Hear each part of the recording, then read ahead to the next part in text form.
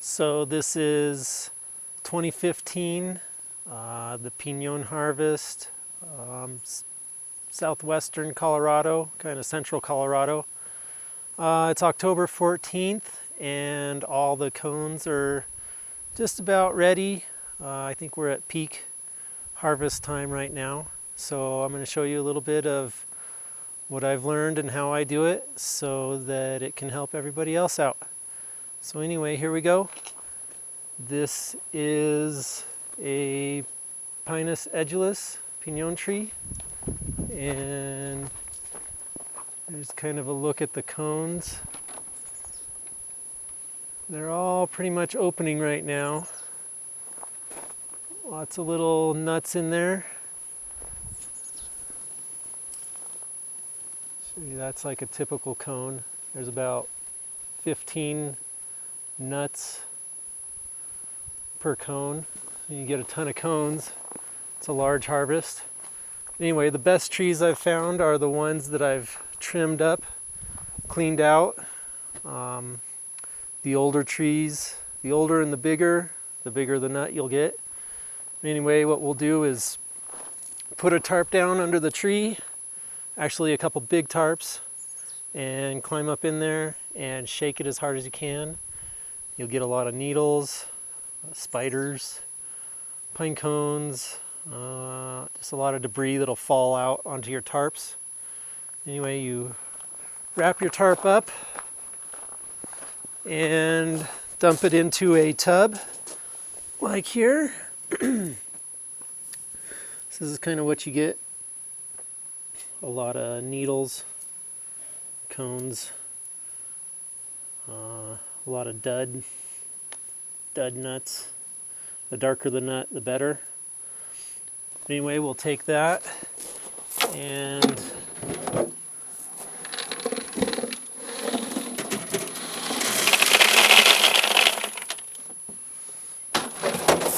kind of run it through this bigger sieve.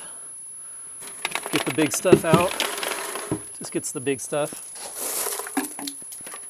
Pitch that. And then what I'll do is take it over to the second part of my processing plant.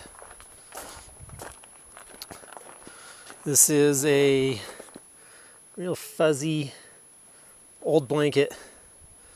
Probably the fuzzier the better. But anyway, the fuzz kind of helps trap the pine needles and any other debris. So I'll dump them over the top and the pinons will run down. They'll just roll down into the cooler. And a lot of the needles and debris will stay.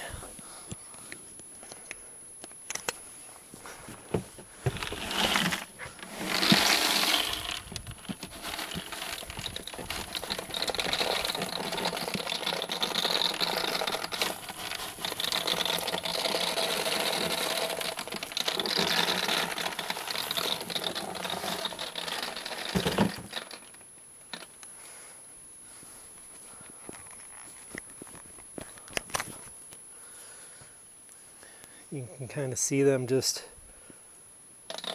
roll right off.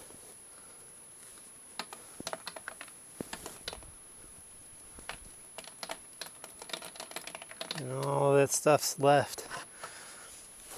What I'll do is I'll just unhook it, give it a quick little shake, and do another batch. And I'll just keep doing batch after batch, keep shaking the blanket and keep collecting the nuts. Here's kind of what it looks like. There's still some little debris.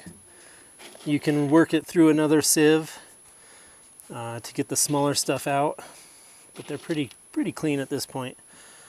We will take it and fill the cooler with water and try and float.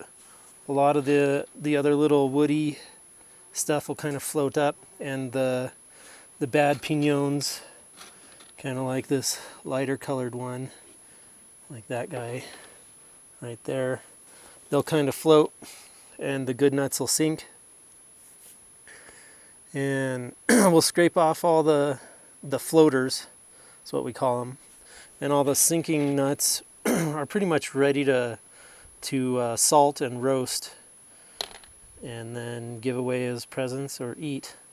But as far as all the floaters, there's still good nuts that float up to the top. So what I'll do is take those to my pinon desheller. Kind of had to tweak it a little bit. My gap wasn't quite small enough, so I had to kind of raise it up a little bit. But it works pretty good. The one thing I learned that you have to do, or that makes for a better deshelling process, is here's kind of a little view of what I got going on. These are the raw, uncooked nuts. These are just partially cooked, and they're like translucent. And these are a little more roasted, and then even more toasted. Get a little more toasted than that, and they're ruined. They're no good. I don't really like them. That's about the right consistency. But for the shelling process, you want them kind of translucent because they're still kind of rubbery. Once they get to this stage, they're crumbly, and they will just crumble in the desheller. When they're rubbery, they can kind of take the squishing and they come out a lot better. I've already shelled a couple, so I don't waste people's time.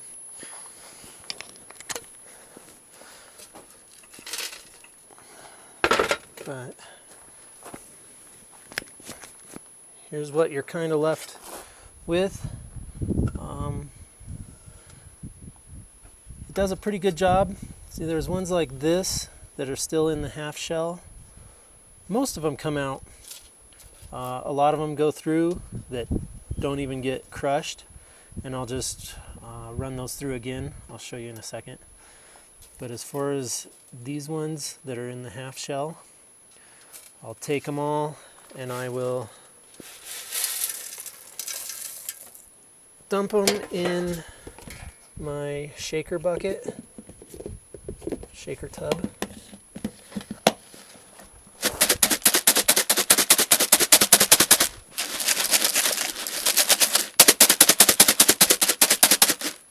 Trying to get them to come out of that shell a little more. So once you've done that, shaking them pretty good, they're ready to go into the second screen. Just do a few here. And this screen's a lot finer mesh.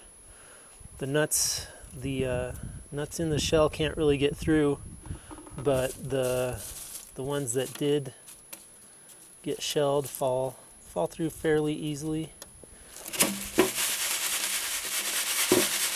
So I'll do that for a little while, get them out, and whatever doesn't go through, I'll just run this back through the sheller again and just keep doing it till I don't have really anything left. And then here's kind of what you're left with here. All the little shells that fell through and the nuts. And it's time to put them through the winnowing process. So I'll dump these into here.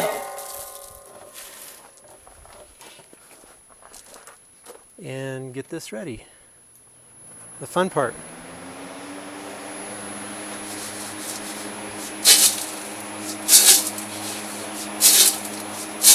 You can see how most of the light stuff just blows right out.